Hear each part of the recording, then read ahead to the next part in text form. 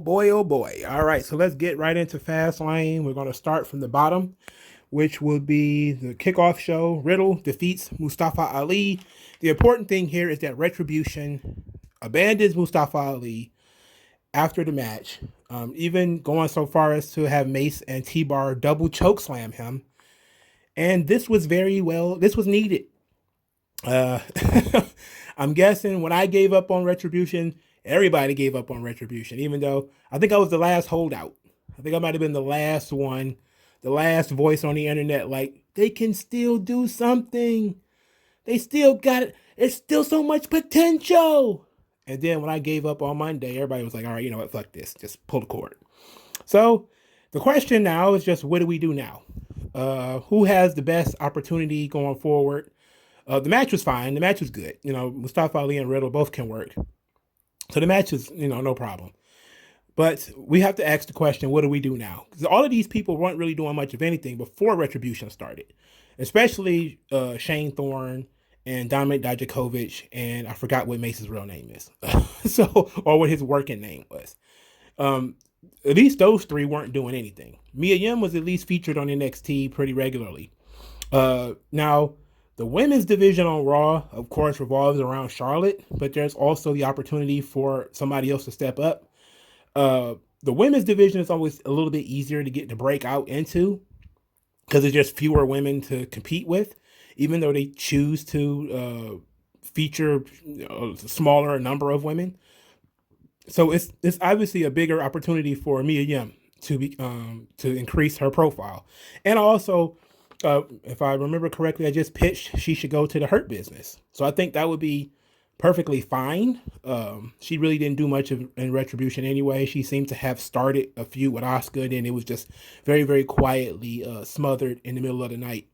And that was a shame. But Mace T-Bar and Shane Thorne, Mace T-Bar and Slapjack, rather, it's going to be very difficult to see what they do next because I have no idea what they do next. And what does Mustafa Ali do? Well, I have no idea. So, it's just, is he still going to be a heel? He's going to build a new Retribution, which might be a better idea for him to just restart Retribution all over again, or for him to continue the mission, just do it by himself. Instead of trying to get over other people, he has to focus on getting himself over. I say leave him as a heel and leave him as a bitter heel.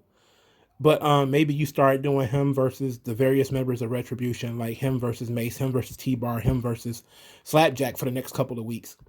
And you just have him beat those guys, And I know that some people will be like, what? But yeah, why not? Why not? Build Mustafa Ali. He's the one. You trusted him to be the leader. Show us why he was the leader. Okay? So that was on the kickoff show. I loved the turn on Retribution turning on Mustafa Ali. I thought that was great. I thought the match was pretty fine too. All right, so let's get into the first match. Bianca Belair and Sasha Banks taking the L to Nia Jax and Shayna Baszler. This match went almost exactly how I figured it would, where Bianca and Sasha Banks arguing is what ruined the match for them. I particularly liked the way Bianca Belair sort of started the hot tag. I thought that was pretty cool too, where she kind of rolled over Shayna Baszler. Basically, they did a really good job of showing off her athleticism. But there were some clunky spots in the match as far as some exchanges between Bianca and Shayna were less than stellar. But it's two different people, two different styles. They never really had good chemistry. So but it was pretty good. I like the 450 spot where Bianca did the 450 and then Reginald distracted the ref. This, of course, led to the bank statement a little bit later, and Bianca Belair tried to stop Nia Jax from interfering. Nia Jax, being a big old bull, just bowled Bianca over and knocked Bianca into Sasha Banks, who had the hold on Shayna Baszler. And then they get to arguing. Sasha and Bianca get to arguing. While they're arguing, Sasha tells her she don't need her and she needs to get out of here. Bianca Belair, trying to diffuse the situation, is like, you don't need me, and she turns around and leaves. And I think it was Shayna Baszler rolled up Sasha Banks, and then Bianca tried to break it up, and then Nia Jax just tripped her, so she didn't get there in time. And so Bianca Belair and Sasha Banks lose. So, okay. I mean, it was clean and dirty. It was quick and dirty, I should say. The match was a little longer than it probably should have been, given that they were going to have this kind of finish. But the match started with these two teams arguing with each other. And that was the story at the beginning of the match. Sasha Banks and Bianca Belair was arguing. Nia Jax and Shayna Baszler was arguing. But at some point throughout the match, it started being only Bianca Belair and Sasha Banks arguing. And Nia Jax and Shayna Baszler was on the same page. So it makes sense that they were showing one tag team cohesiveness and the other one didn't have the cohesiveness, and therefore it fell apart. So after the match, Bianca Belair was blamed for the match for losing. Sasha Banks said, "I had it. I had her beat. She was about to tap. You know, I didn't need your help." And Bianca Belair was like, "Look, I was trying to help out." She's like, "I ain't need your help." And she called her a rookie. She called her a rookie again, and she smacked her. And the slap seemed to come out of nowhere. It took me by surprise. It looked like it took Bianca Belair by surprise, because she went down. And she was like, "Whoa!" and so that slap was pretty stiff. And of course, Sasha Banks slid out of the ring immediately, to escape any type of, to create the invisible wall, so there would be no retaliation. And Bianca Belair did a good job of, calming her nerves and saying like, "Okay, it's WrestleMania season. All right, I see how it's going to be. I'm gonna get it. I'm gonna get it back. Okay, we see how it is." She's being very patient, and it is kind of a babyface trait, because she got the match locked up. There's no reason to fight right now, but I really want to see how they're going to escalate this from here, because there needs to be some escalation. It's one thing for Sasha Banks to lose her head and smack Bianca Belair. It's another thing for us to go into WrestleMania with some real heat, and that's what we need. We need some real solid, thick heat in this feud. And I don't think we're going to get that. I think we're going to get mostly them two arguing about who is, taking the L's in the team, and, the rookie stuff, and, stuff like that, which is kind of base, if we're being honest. Like, rookie. It's like, yeah, I get it. But how about we do, something a little bit deeper? Let me go a little bit deeper than that. But we finally over with the tag team. Thank Jeebus. So the tag team is finally done. We can finally move on to something that might actually matter towards WrestleMania. We can all forget that the tag team thing happened. We can hit the Men in Black until they put it in a video package or some dumb shit like that at WrestleMania. So, but the match was fine. It wasn't great. It wasn't, terrible. But it was fine. It did what it was supposed to do. It was a story. The second match, Apollo Crews versus Big E for the Intercontinental Championship, and this match was going great. This match was going just fine until the end. This match was going just fine until the fucking end. I was so confused. Now, Apollo Crews, they changed his theme. They changed the drums on his theme to more African sounding drums, more talking drums. And he was announced from Nigeria. So they're going full, all in on the Nigeria thing. Okay. I mean, if you're gonna go there, might as well go there all the way. So Big E was dominant early. Makes sense. You want to give your baby face, especially if he's a big guy, you want to give him the advantage early. He was, pretty much dog walking Apollo in the early part of the match.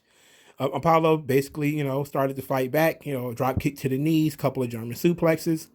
And we were really just getting started with this thing, as far as these guys going back and forth. It probably went 10 minutes, maybe, if that. And then all of a sudden, there was an inside cradle. Now, in the inside cradle, there was a 1-2. Big E's shoulders were still down. And then there was a 1-2 again. And then a 1-2-3. It felt like, of course, Peacock, you can't rewind. So I'm trying to sit here and trying to figure out what happened. There was a clear inside cradle where both shoulders were down. But it seemed that Apollo Crews was in control. And then the referee stopped counting. and then started counting again and hit 3. And it was okay. Obviously, Big E won. All right, that's the clear. That part is not clear. What is unclear is why the referee stopped counting the first time, or why the referee didn't count 3, even though Big E's shoulders were still down. So I don't know if they were trying to go for that double pin thing again, which of course was not necessary. So it's like maybe my eyes, my eyes are very bad. My eyes are really bad. But I was pretty sure I saw some stupid shit going on with this match, especially with this main event. I mean, with this match right here. In any event, Big E won, and Apollo Crews continued to beat him down after the match, even though maybe the ref botched the finish or whatever. He hit like 3 angle slams on him, slapped him a lot, and basically said the fight is not over. This is not over. So they're going to try to drag this thing another 3 weeks. That's going to be a tough sell. That's going to be a tough sell because now, Apollo Crews has lost every match that in this feud. He has no reason to get another match. Just no reason. Now, we did get later on after this match, we got a weird commercial. It's like an Old Spice commercial, right? Where you got Biggie, you got R-Truth hiding in a stack of Old Spice deodorant. There's a guy there who I feel like I should know. He was playing like, what was his name? Joe of Average or something like that. And I'm trying to figure out who that guy is. And I was sitting here looking at him and I kept asking my brother, like, who is this guy? Like, he looks familiar. And I just couldn't put a name to the face. And maybe it was because he was wearing a disguise or whatever. But then you got Akira Tozawa out there. He's speaking in broken English.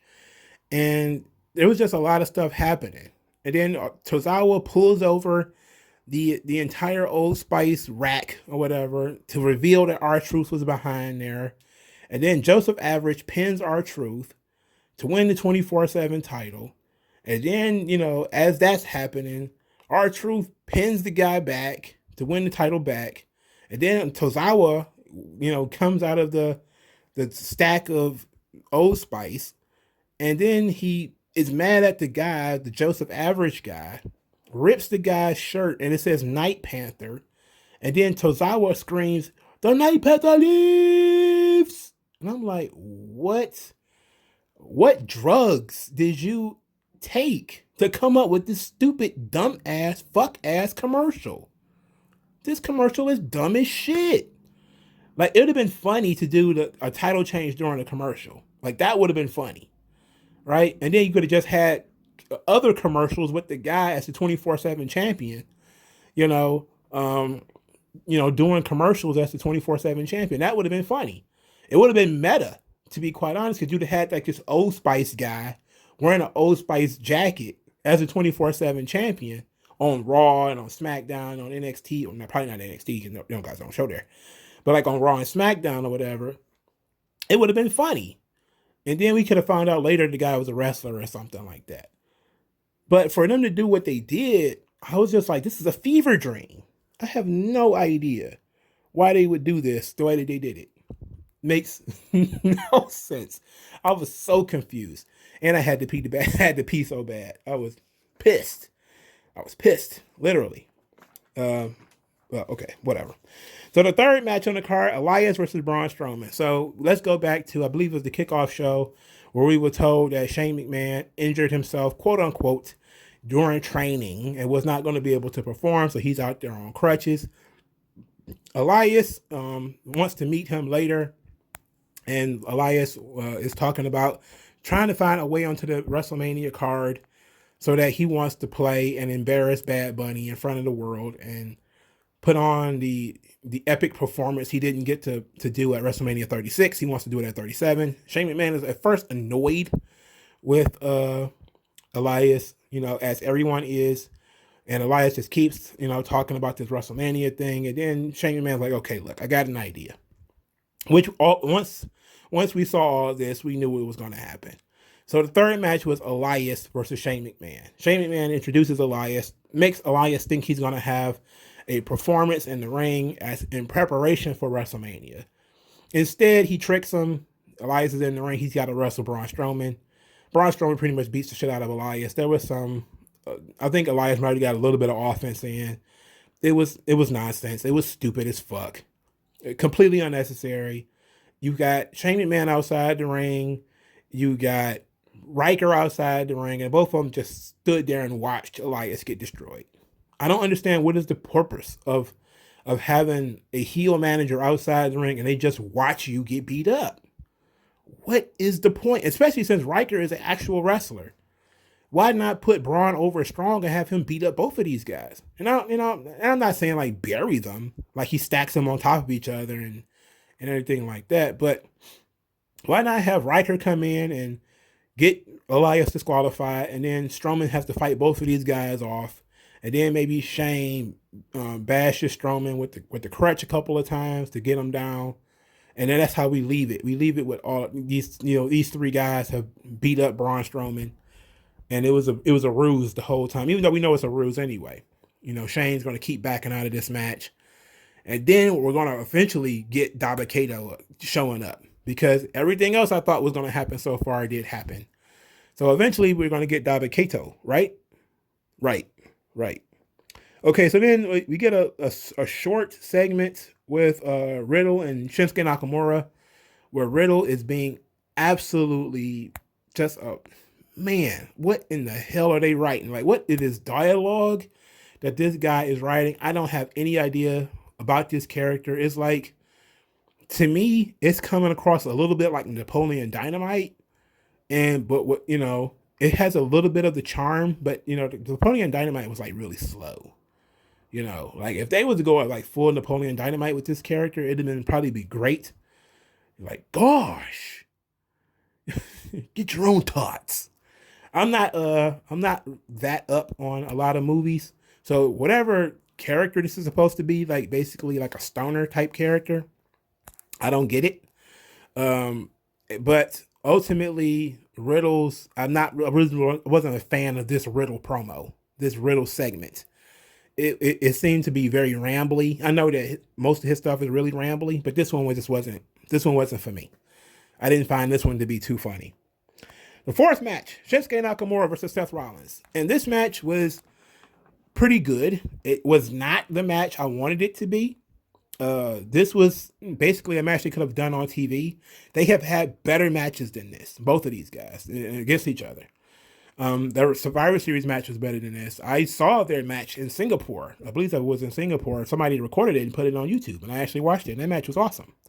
This match was just okay. It was slightly above good. It was just a match to get Seth Rollins over, which is not good for Nakamura, because you have to ask the question, what the hell is he going to be doing? But Nakamura didn't get like dog walked or anything. But this was clearly a storytelling match to show that Seth Rollins is ready for Cesaro for WrestleMania. And I really enjoyed Nakamura continuously going for like different arm bars and traps and stuff like that. So I thought it was pretty cool. I also like that Nakamura over the last couple of weeks have been integrating other New Japan Pro Wrestlers guys' moves into his moveset. Like he did Everything is Evil on Friday. And he's been using Ishimori's German suplex on the ropes. He's been using that for like a year or so now. So, but this was a good match. It reached the level of good. And I think it could have been great, but you got to have the WWE doesn't really do the whole go out there and steal the show in the fourth match. They don't really do that. It's kind of like bad form. But they had a pretty good match. It wasn't great. It wasn't terrible. It was just kind of okay. I expected an absolute banger, but it was good.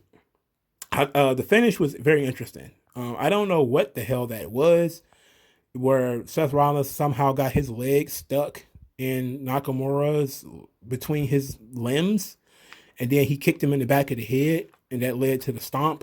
I have no idea what that was, but it looked pretty cool, and actually looked like it might have been an accident. like it might have actually happened by accident. But that was pretty cool. So we get the next match was Drew McIntyre versus Sheamus, no holds barred. And the video package they put together for this match was straight up WrestleMania worthy. The video package to this match alone was worth the price of admission. This video package was the best video package they put together in a long, long time. They did the smart thing where they just showed the dichotomy of the two guys. That, Drew McIntyre was in WWE first, but, he didn't really make the most of his opportunity. He was fired. Sheamus came in next, but Sheamus, basically ran the gamut, won everything. Sheamus has had a Hall of Fame career, and he done everything. And then McIntyre returns, and McIntyre is, refocused, recharged, and he takes over. He's the man. And Sheamus is kind of, drifting. And basically Sheamus is saying, hey, look, after everything I've done, he should appreciate me for everything that I did for him. And McIntyre's like, look, we've been friends all this time. He wants to throw all of that away out of jealousy and envy. And this was a beautiful story with pictures and footage of those guys not only working to get against each other before, but just being friends and really drilling home that these guys are best friends right before they tear into one another. And of course, when Drew McIntyre comes to the ring, he's full William Wallace. I mean, we're not even holding it back anymore, dog. We should have did this from the jump. Just like, they're going all in on Apollo Crews, they're going all in on Drew McIntyre. He might as well, I was about to say he should come out with some bagpipes, but I don't think they do bagpipes in Scotland. That's Ireland, right? So, yeah, I think is it Scotland that does bagpipes? Yeah, because Roddy Piper was supposed to be Scottish. So yeah, the bagpipe. Wait a minute, but still, that doesn't mean that it's right because Roddy Piper is from Canada. All right, never mind. I'm lost. This one we're gonna smudge all this. We're gonna smudge all this. I don't know that much about Celtic societies. Anyway, they're going all in on Drew McIntyre being a Scottish warrior, which is cool. It was a long time coming. We should have did this. We're gonna go right into it. This match was brutal, and it was long, and I think it might have been too long, which made me believe that maybe the Big E and Apollo Crews match might have been botched because this match was so long, but they try to tell these long stories. They try to tell these long stories with these no holds barred matches and stuff like that. So, it was fine. It was a decent match. They beat the hell out of each other all over the place. And after the match, Sheamus's back just looked like he had been, 40 years a slave, man. It's just Sheamus every week. Every week. He is like the new anvil. You just beat on Sheamus, he just comes right back. He doesn't complain. He doesn't whine. He doesn't, go on Twitter and talk about anybody being too rough. Sheamus looks like he gets into a fight with a jaguar every single week. His body is nothing but like a blank canvas for you to like carve shit into. And they did pretty much everything to each other. There was one spot where finally had made their way outside the ring where Sheamus was thrown through the screens and sparks popped everywhere. I was very concerned about Eddie Kingston because I know how he is about that kind of stuff. I was just really concerned about him.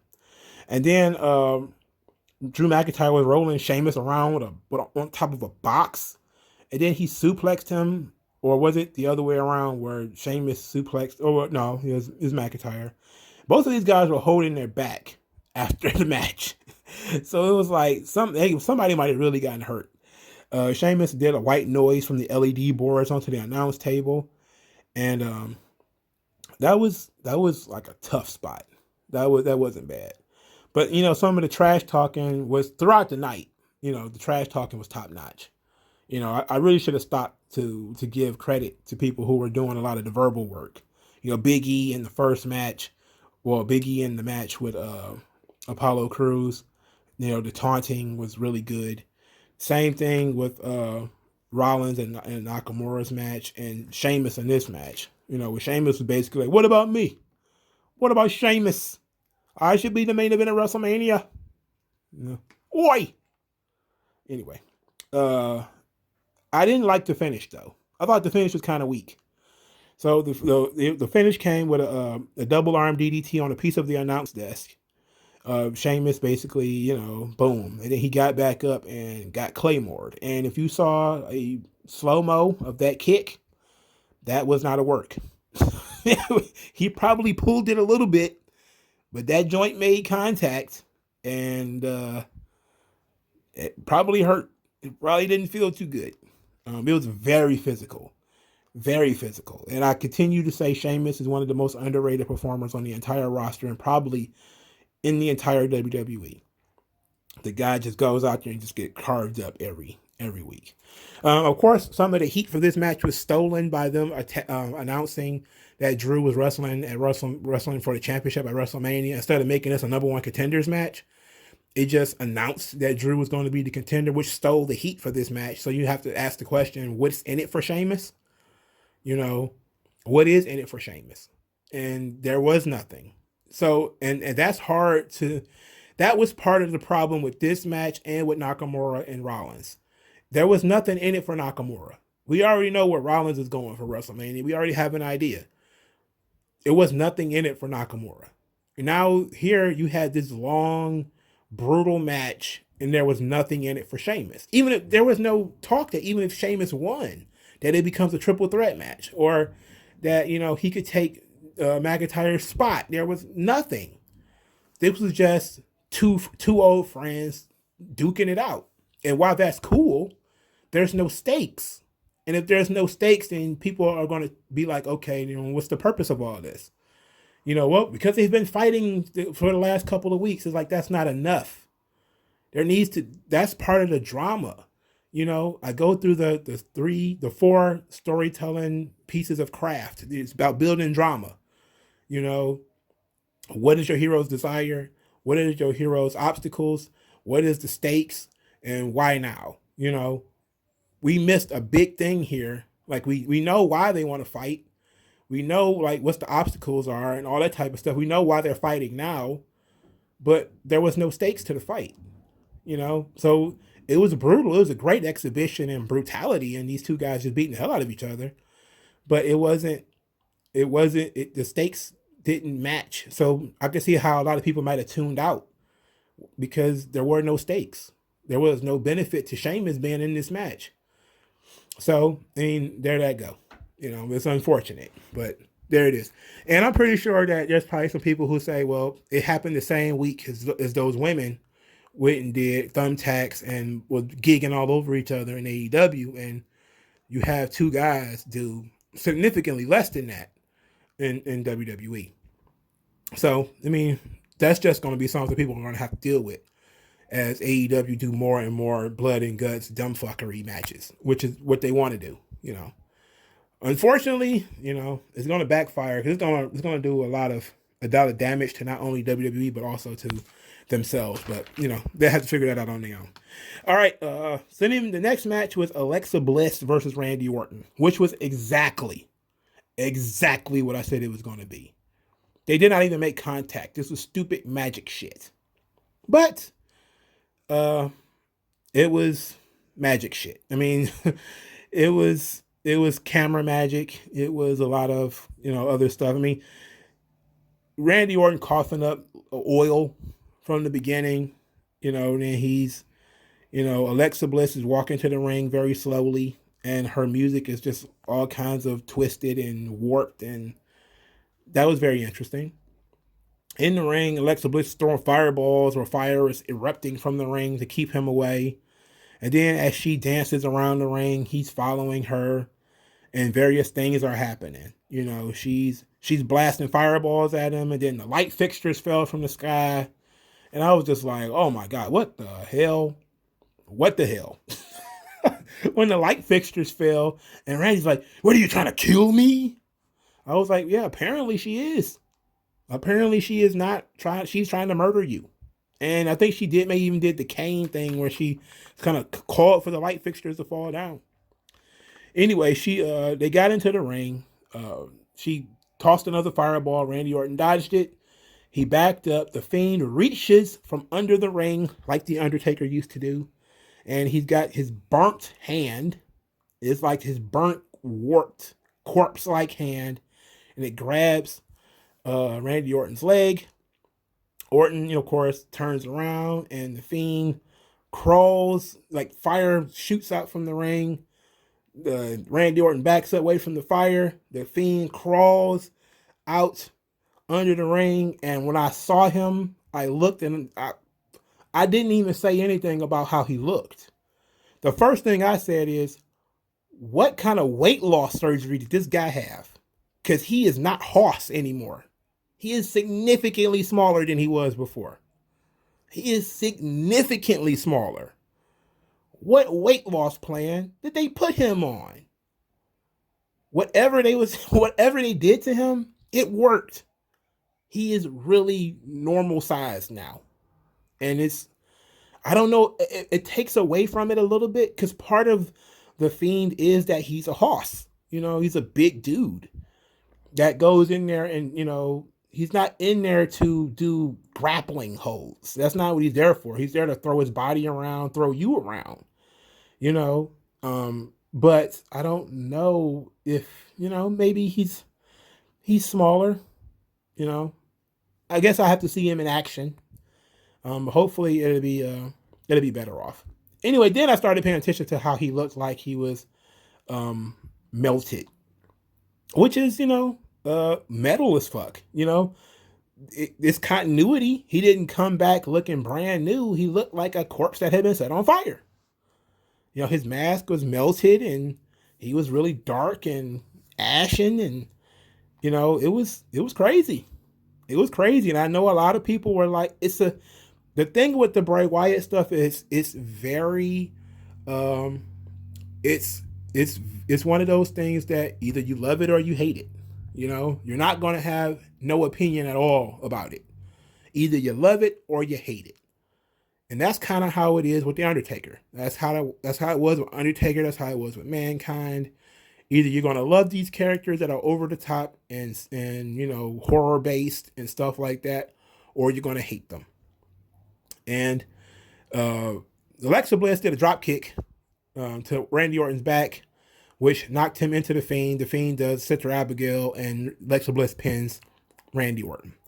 Offensive as that was for Randy Orton to get pinned by a small woman, at least it made sense. And I was like, okay. All right, so at least we know what Randy Orton is doing for WrestleMania, and it was exactly what everybody believed it would be. As far as the Fiend returning, made 100% sense. The Fiend has a new look. He is an absolute charred Fiend. He's French fried Fiend. He's Cajun Fiend. He's blackened Fiend. He's barbecued Fiend. He is a Fiend on a shish kebab. He looks like a busted sausage. He has all kinds of, charcoal stuff all over his body. But pretty much what I expected for him to look like. And I don't mind the Fiend. I know a lot of people hate him. I'm at the point where I said, look, it's not the Sportatorium, dog. It's not Mid-South. It ain't the sports-based presentation that I grew up on this shit.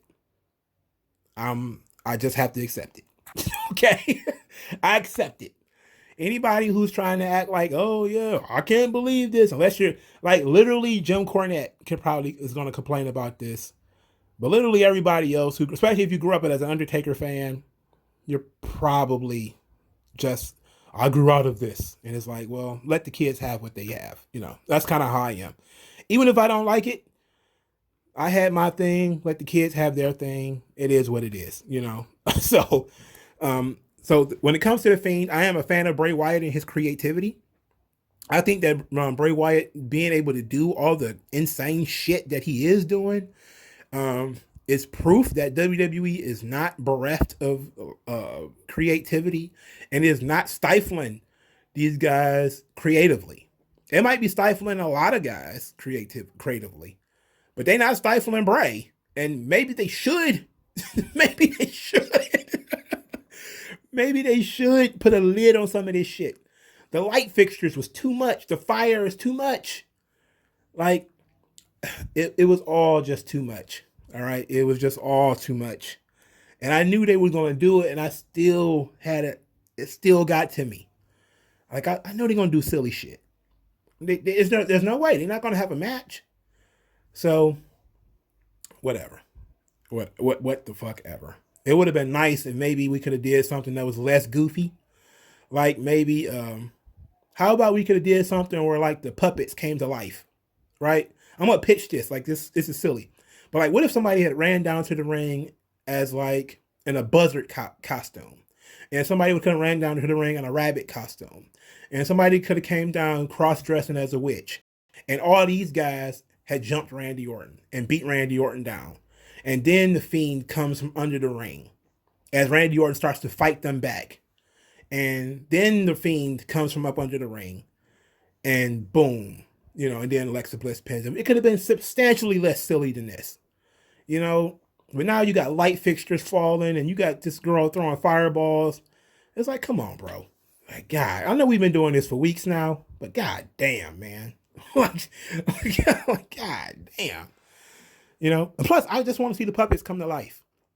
I had a dream that, like, that was something that was actually going to happen. That, the puppets, like there's a guy in a pig costume, and he's, like, wrestling in a pig costume, or at least, like, he's attacking people, not actually wrestling, but, like, he's attacking people with, like, a steel chair in a pig costume.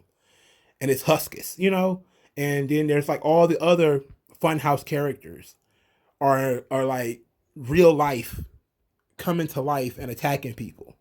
Like, that would be badass. I need to be on the creative team. I don't smoke weed or anything. I just come up with dumb shit, because if you're going to go there, I know how to go there, right? I can improve it. We could go away from some of the silly camera angles and stuff like that.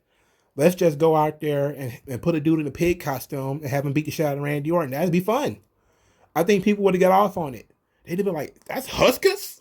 Mercy the Buzzard is out there beating up Randy Orton. It's like, yeah, it's magic. Shit. What do you want? Fireballs? You want light fixtures falling on people? Or do you want a full-size Buzzard man attacking Randy Orton? That's what I want.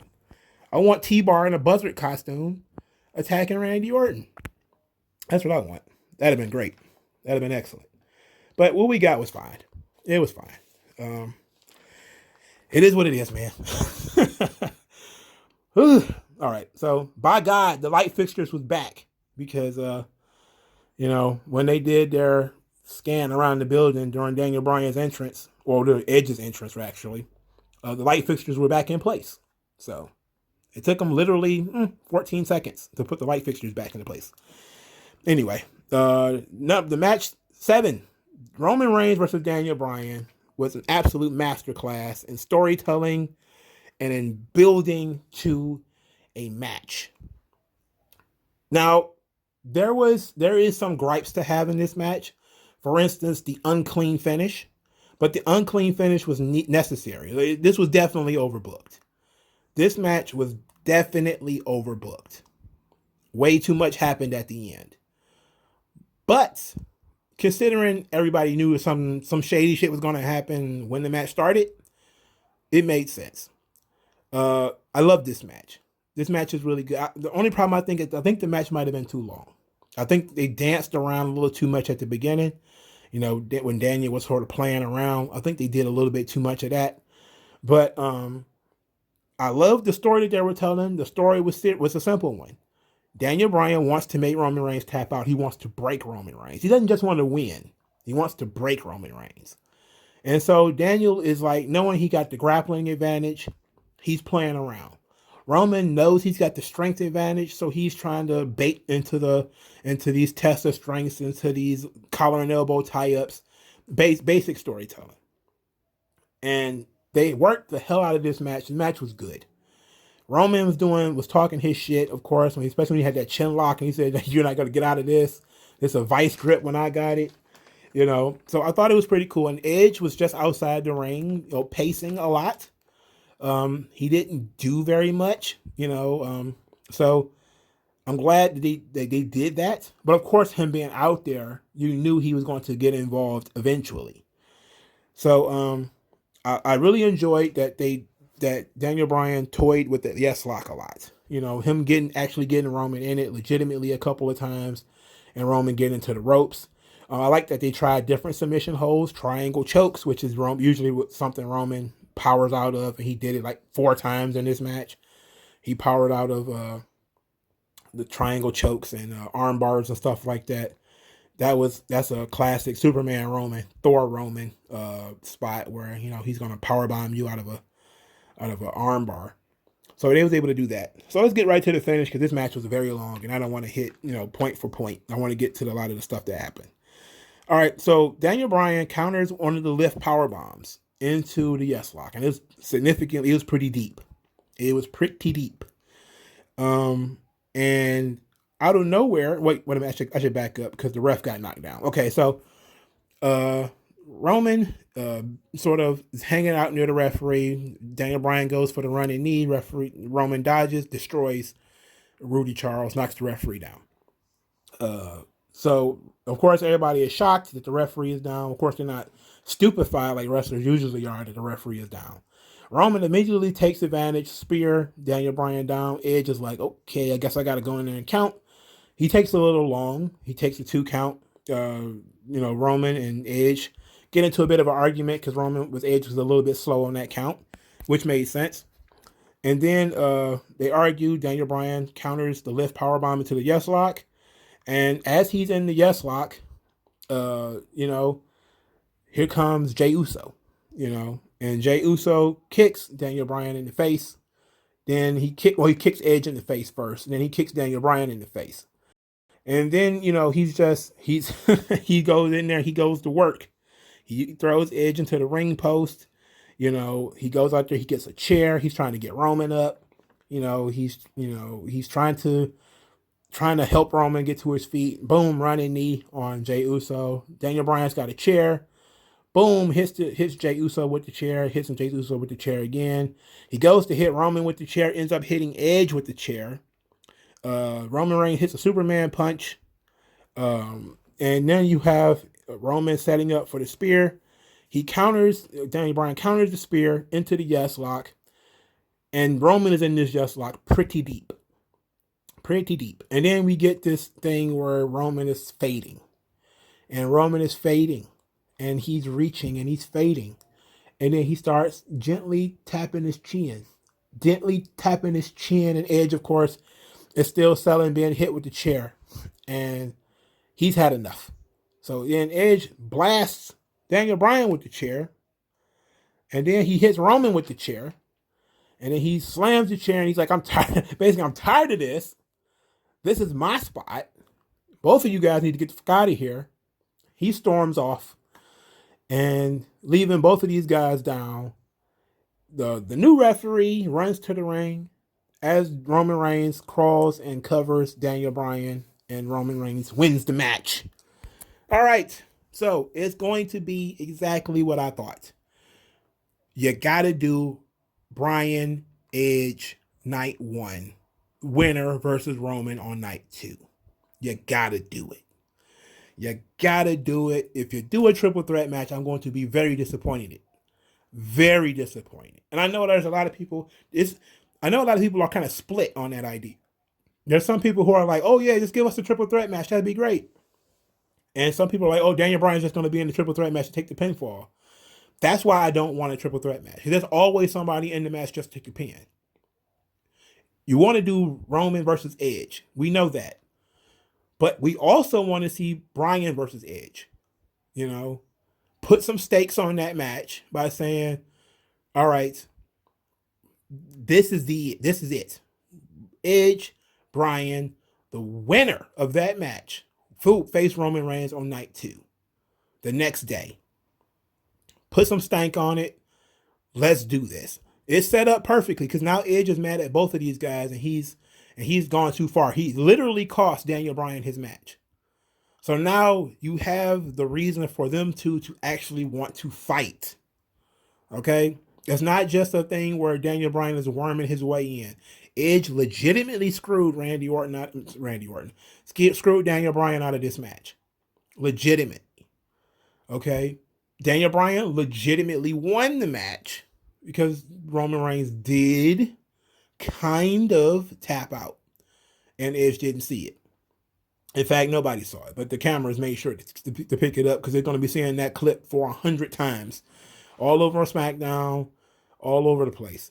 I think it probably should have did it a lot like the way Steve Austin did his tap out, where he had his hand under the ropes and then he tapped out, and nobody saw it, but it was clear and it was blatant that everybody saw Steve Austin tapping out, but his hands were under the ropes.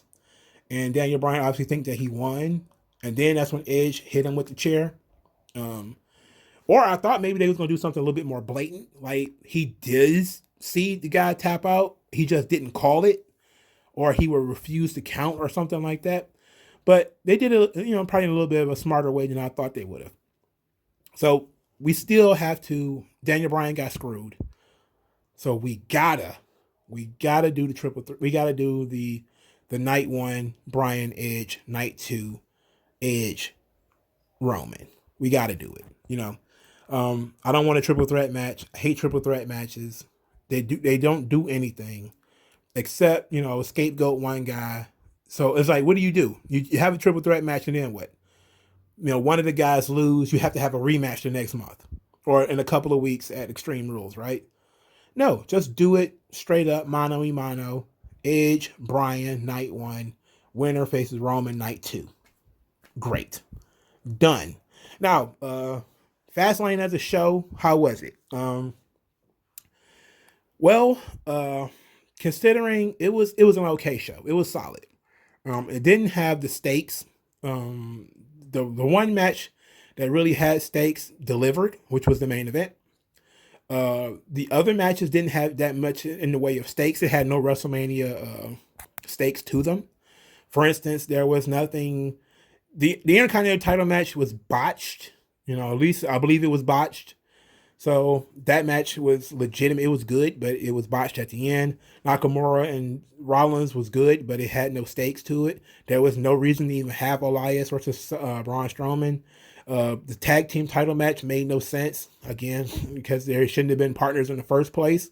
McIntyre and Sheamus had no stakes. It was a solid enough match, brutal, no stakes.